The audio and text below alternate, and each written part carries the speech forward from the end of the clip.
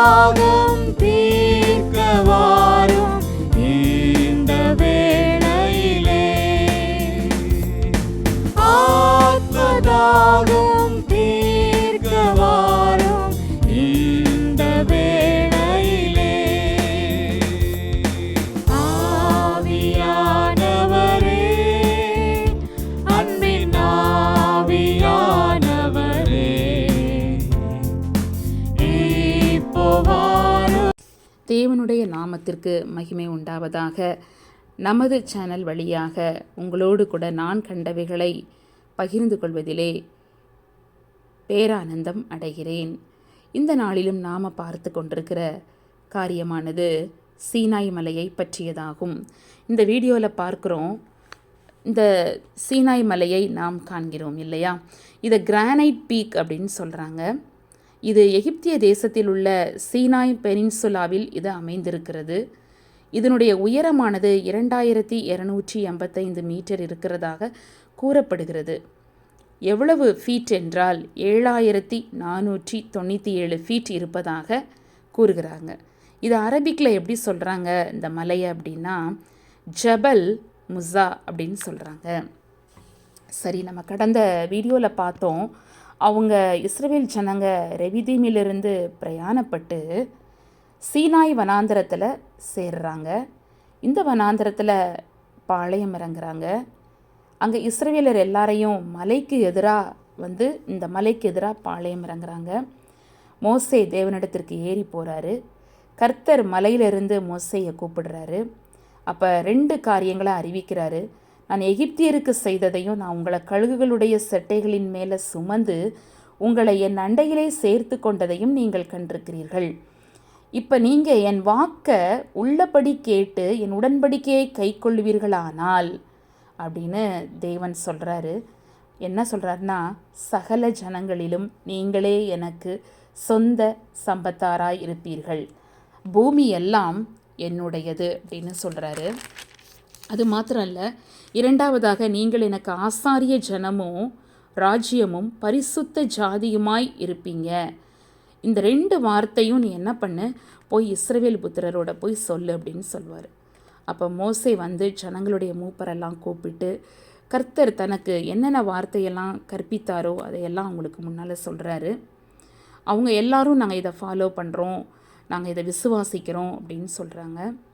அதுக்கப்புறமா பார்த்திங்கன்னா 3 நாளைக்கு தேவன் நீங்கள் உங்களை பரிசுத்தப்படுத்துங்க அப்படின்னு சொல்லுவார். இந்த காரியங்கள் எல்லாம் அவங்க செய்து முடித்து நீங்கள் யாத்திராகமம் 19ஆம் அதிகாரத்திலே வாசிப்பீர்களே ஆனால் இந்த காரியங்களை நீங்கள் புரிந்து கொள்ளலாம். அப்போ ஜனங்கள் தேவனுக்கு எதிர்கொண்டு போவாங்க. அப்போ மோசே அவங்கள பாளையத்திலிருந்து புறப்பட பண்ணுறாரு. அவங்க எல்லாரும் என்ன பண்ணுறாங்கன்னா இந்த மலையின் அடிவாரத்தில் இந்த இடத்துல நிற்கிறாங்க. கர்த்தர் சீனாய் மலையின் மேலே அக்கினியில் இறங்கினபடினால அது முழுவதும் புகைக்காடாக இருந்துச்சான். இந்த இடம் தான் அந்த டாப்பில் பார்த்திங்கன்னா மேகம், அந்த மலை கருகி போனது போல காணப்படும். அந்த புகை சூளையின் புகையை போல எழும்பிற்று என்று வேதம் கூறுகிறது. அந்த மலை முழுவதும் மிகவும் அதிர்ந்தது. அப்புறம் பார்த்திங்கன்னா எக்கால சத்தம் வர வர மிகவும் பலமாய் தொனித்ததாம். அப்போ மோசே பேசுகிறாரு. தேவன் மோசேக்கு தேவனுடைய வாக்கினால் மறுமொழி கொடுக்கிறாராம். கர்த்தர் சீனாய் மலையில் உள்ள அந்த கொடுமுடியில் இறங்கின போது கர்த்தர் மோசேயை மலையின் கொடுமுடியிலே வரவழைத்தார். அப்போ மோசேயும் ஏறி போனார் என்று வேதம் கூறுகிறது. ஆனால் பார்த்திங்கன்னா மோசே மட்டும்தான் ஏறி போனார். இந்த இடத்துக்கு ஜனங்கள் வராதபடிக்கு மோசேயை கர்த்தர் எச்சரிக்கிறாரு. ஏன்னா அவங்க கர்த்தரிடத்தில் வரக்கூடாது, அநேகர் அழிந்தும் போகக்கூடாது, நீ இறங்கி போய் அவங்க எல்லாரையும் எச்சரிக்கணும்னு சொல்கிறாரு. அதனால் அங்கே எல்லாரும் என்ன பண்ணுறாங்க, அந்த மலையை சுற்றிலும் எல்லை குறித்து அதை பரிசுத்தப்படுத்துகிறாரு. அப்போ தேவரீர் சொன்னபடியெல்லாம் மோசே அங்கே ஒபே பண்ணுறதை நம்ம பார்க்க முடியும். அப்போ பரிசுத்தப்படுத்தினோடனே பார்த்திங்கன்னா அங்கே ஜனங்கள் வரமாட்டாங்க அப்படின்னு சொல்லி எல்லையை குறிக்கிறாரு. இந்த சர்க்குலர் ஸ்டோன்ஸை பார்க்குறீங்க இல்லையா, இது என்ன அப்படின்னு தோணும் இல்லையா? அப்போ இந்த நான் மலைக்கு கீழே இருக்கிற இந்த காரியத்தை நான் காட்டுறேன்னா, அந்த மலையை நம்ம பார்த்தோம். இப்போ இந்த சர்க்குலர் ஸ்டோன்ஸை நம்ம பார்க்குறோம். இந்த 12 சர்க்குலர் ஸ்டோன்ஸும் 12 கோத்திரங்களை குறிக்கிறதாக இருக்கிறது. அப்போ மோசே வந்து கர்த்தருடைய அந்த வார்த்தை நியமங்கள் எல்லாற்றையும் ஜனங்களுக்கு அறிவித்த போது ஜனங்கள் எல்லாரும் நாங்கள் இதன்படி செய்வோன்னு சொல்கிறாங்க. அப்போ மோசே என்ன பண்ணுறாரு, கர்த்தருடைய வார்த்தையெல்லாம் எழுதி வச்சு காலமே எழுந்து இந்த மலையின் அடிவாரத்தில் தான் அந்த பலிபீடத்தை கட்டுறதை நம்ம பார்க்கலாம். மோசே வந்து 12 கோத்திரங்களுடைய லக்கத்தின்படி 12 தூண்களை நிறுத்துகிறாராம். அப்போ சர்வாங்க தகன பலிகளை செலுத்தும்படிக்கு ஹல்லேலூயா அந்த சமாதான பலிகளையும் செலுத்தும்படிக்கு இந்த இடத்த பலிபீடத்தை அவர் கட்டுறாரு. இந்த காட்சியை நம்ம பார்க்கலாம். இது இந்த மலைக்கு அடிவாரத்தில் இது வந்து எப்படி இருந்ததா, எல் ஷேப்டாக இருந்ததை நம்ம பார்க்கலாம். இந்த இடத்துல தான் சமாதான பலிகளை தேவனுக்கென்று அவங்க இடுறாங்க. சர்வாங்க தகன பலிகளை செலுத்துகிறாங்க இந்த இடத்துல. இது எப்படி இருந்ததாம், புகைக்காடாக இருந்ததாம். ஏன்னா அங்கே என்ன சொல்கிறாங்க அப்படின்னா, நிறைய சாம்பல் வந்து கண்டெடுத்தாங்களாம். அகழ்வாராய்ச்சியாளர்கள் சொல்கிறத பார்த்திங்கன்னா நிறைய அனிமல் வேஸ்ட் இந்த இடத்துல, இந்த கரெக்டாக அந்த இப்போ காட்டிகிட்டு இருக்கிறேன் பாருங்கள், இந்த இடத்துல அனிமல் வேஸ்ட் இருந்துச்சான், அனிமலுடைய போன்ஸ் இருந்துச்சான். அது எவ்வளோ தூரம் இருந்ததுன்னா 3 முதல் 4 ஃபீட் அளவுக்கு இந்த சைட்டில் இருந்துச்சான். அது மாதிரி சார்கோல் சொல்லுவோம் இல்லையா, கங்கு போல் அந்த மாதிரியான, ஏன்னா தோண்ட கங்கு நிறைய எடுத்திருக்கிறாங்க. அந்த நாளில் காளைகளை பலியிடும் பொழுது அங்கே என்ன பண்ணியிருக்கிறாங்க, நிறைய கங்கு இதெல்லாம் காணப்பட்டிருக்கிறது. அப்போ இதெல்லாம் 3 முதல் 4 ஃபீட் அளவுக்கு இது உள்ளே இருந்ததாம் அவங்க தோண்டி எடுக்கும் பொழுது. அது மாத்திரம் இல்லை, இந்த கற்களை பார்க்குறோம் இல்லையா, 8 முதல் 26 இன்ச்சுக்கு இதனுடைய அந்த ரேஞ்சிங் வந்து வித்தியாசப்பட்டிருக்கிறது. அது மாத்திரம் இல்லை, ஹைட் எல்லாமே ஈவனாலாம் கிடையாது, அது வந்து வித்தியாசமாக தான் இருந்திருக்கு. ஹைட் வந்து ரொம்ப வித்தியாசமாக இருந்ததை பார்க்கலாம். ஏன்னா தேவன் சொன்னது போல் மோசே செய்ய வேண்டும் இல்லையா. தேவன் வந்து என்ன சொன்னார், நீ வந்து கல்லுகளால், வெட்டப்படாத கல்லுகளால் செய்யணும் அப்படின்னு சொன்னார் இல்லையா. அப்போ எந்த ஒரு இதுவுமே உளிகளால் கருவிகளால் வெட்டப்படாமல் ஆங்காங்கே இருக்கிற கற்களை எடுத்து தான் அவர் பண்ணியிருக்கணும் அந்த நாட்களில். இதில் பாருங்கள், எந்த ஒரு சிமெண்ட் எந்த ஒரு கலவையும் நம்ம பார்க்க முடியாது. எல்லாமே பியூராக ஸ்டோன்ஸில், இயற்கையாக இருக்கிற ஸ்டோன்ஸில் தான் அவர் பண்ணியிருப்பார். இன்றைக்கும் அதெல்லாம் அதே போல் காணப்படுகிறது. இன்றைக்கு 3000 அந்த ஒரு வருடங்களை கடந்ததாக அது காணப்பட்டாலும் எதுவுமே மாறலை. அந்த எல் ஷேப்டை நம்ம பார்க்கலாம். இன்னும் சொல்லப்போனால் சில ஸ்டோன்ஸ் எல்லாமே ரெக்டாங்குலரில் இருந்தது, மார்பிள் பீசஸ் போல் இருந்தது. இந்த ஒயிட் ஸ்டோன்ஸ் எல்லாமே ரொம்ப ஷைனிங்காக நல்லா வலுவலுன்னு இருந்தது. எங்களுக்கு ரொம்ப ஆச்சரியமாக இருந்தது, இந்த ஒயிட் ஸ்டோன் எல்லாம் எப்படி அவர் எடுத்திருப்பார், எந்த இடத்துல இருந்து அவர் எடுத்திருக்கக்கூடும் அப்படின்னு நாங்கள் நினைத்தோம். இந்த பாருங்கள், இதுதான் கட்டுமானம். இந்த அளவுக்கு அதாவது அவர் வந்து கட்டியிருக்கிறாரு. நாங்கள் அந்த ஆல்டர் ஃபுல்லாக வீடியோ எடுத்திருக்கிறோம். நீங்கள் அந்த ஆல்டரை ஃபுல்லாக பார்க்கலாம். எப்படி அந்த நாளையில் பாருங்கள், அந்த எல் ஷேப்டாக தான் இருந்தது. அது உங்களுக்கு இந்த வீடியோவில் காணப்படும் பொழுது ஒருவேளை சரியாக புரியாமல் இருக்கலாம். ஆனால் நாங்கள் அதை டைரெக்டாக பார்க்கும் பொழுது அந்த மலையின் அடிவாரத்தில் இந்த ஆல்டர் காணப்படுகிறது, இந்த பலிபீடம்.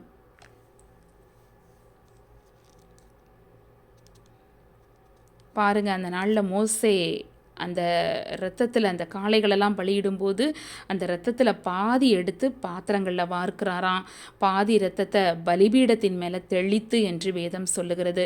பிறகு என்ன பண்ணுறாரு, உடன்படிக்கையின் புஸ்தகத்தை எடுத்து ஜனங்களுடைய காது கேட்க வாசித்தாராம்.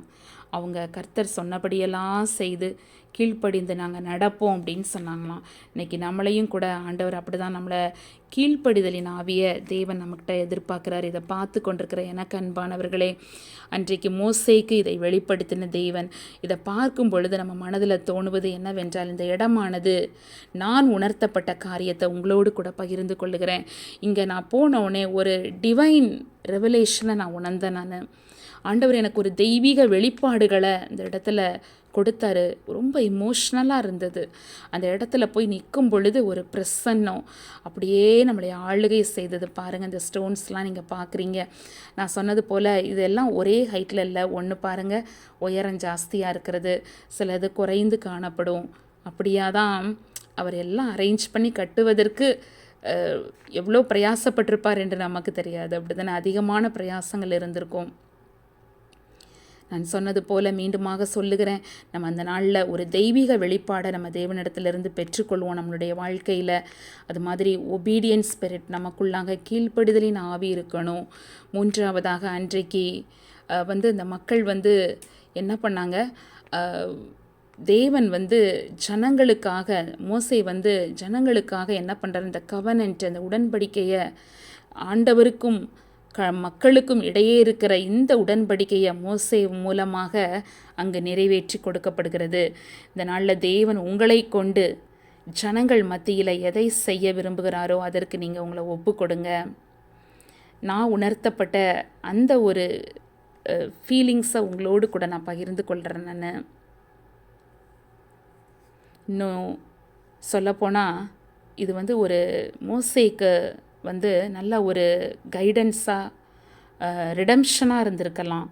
ஒரு வழிகாட்டியாக, விடுதலை கொடுக்கிற ஒரு காரியமாக இருந்திருக்கலாம். தொடர்ந்து தொந்தரவு கொடுத்து வந்த மக்கள் மத்தியில் இன்றைக்கி மோசே உடன்படிக்கையோடு கூட செல்லும்படிக்கு தேவன் கிருபை பாராட்டுகிறார். இந்த மலையிலும் கூட மோசே ஏறி போயிருந்திருப்பார். அப்படி தானே இந்த காரியங்களெல்லாம் முடித்து விட்டு மோசே மலையில் ஏறி போயிருந்திருப்பார். அந்த போயிருக்கிற நேரம் ஆண்டவர் மோசையை பார்த்து சொல்கிறாரு, நீ மலையின் மேலே என்னிடத்துக்கு ஏறி அங்கே இரு என்று. அப்போ தான் ஆண்டவர் சொல்கிறாரு, நான் உனக்கு என்ன பண்ணுறேன், கற்பலகைகளையும் நீ அவர்களுக்கு உபதேசிப்பதற்கு, பாருங்கள், ஜனங்களுக்கு உபதேசிக்க நான் எழுதின நியாயப்பிரமாணத்தையும் கற்பனைகளையும் கொடுப்பேன் என்று சொல்கிறாரு. அப்போ தான் மோசே என்ன பண்ணுறாரு, ஊழியக்காரனை யோசுவாவோடு கூட அவர் போகிறாரு. மோசே தேவ பர்வதத்தில் ஏறி போகையில் அங்கே மூப்பரை நோக்கி சொல்கிறாரு, எல்லாரும் என்ன பண்ணுங்க, நான் திரும்பி வர்ற மட்டுக்கும் நீங்கள் எல்லாரும் அங்கேயே காத்துருங்கன்னு சொல்கிறாரு. ஆரோனும் ஊரும் உங்களிடத்துல இருக்கிறாங்க, அவங்க எல்லாத்தையும் பார்த்து கொள்வாங்க அப்படின்னு சொல்கிறாரு. இப்போ மோசே என்ன பண்ணுறாரு, மலையின் மேலே ஏறி போகிறாரு. ஹல்லேலூயா. ஏறி போகும்போது ஒரு மேகம் மலையை மூடிற்று. கர்த்தருடைய மகிமையானது இந்த சீனாய் மலையின் மேலே தங்கி இருந்ததாம். மேகம் என்ன பண்ணுச்சான், 6 நாள் அதை மூடி இருந்ததாம். 7ஆம் நாளில் மேகத்தின் நடுவிலிருந்து கர்த்தர் மோசையை கூப்பிடுறார். மலையின் கொடுமுடியில் கர்த்தருடைய மகிமையின் காட்சியானது இஸ்ரவேல் புத்திரருடைய கண்களுக்கு எப்படி இருந்ததாம், பட்சிக்கிற அக்கினியை போல இருந்ததாம். மோசே மேகத்தின் நடுவிலே பிரவேசித்து மலையின் மேலே ஏறி இரவும் பகலும் 40 நாள் மலையில் இருந்தாராம். பாருங்கள், அந்த மலையில் தனியாக இருந்திருப்பார் இல்லையா? நாங்கள் அந்த மலையை பார்க்கும் பொழுது ரொம்ப அதிசயப்பட்டு பூரித்தேன். ஆண்டவரே, அந்த 40 நாளும் இவர் இந்த மலையில் உட்கார்ந்துருப்பார் இல்லையா?